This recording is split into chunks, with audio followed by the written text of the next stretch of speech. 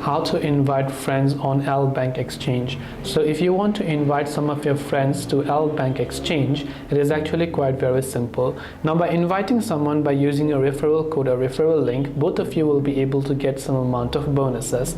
And if they sign up using your link, then that's even better.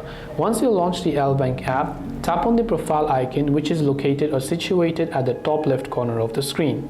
So when you tap on it, you'll be able to see these options.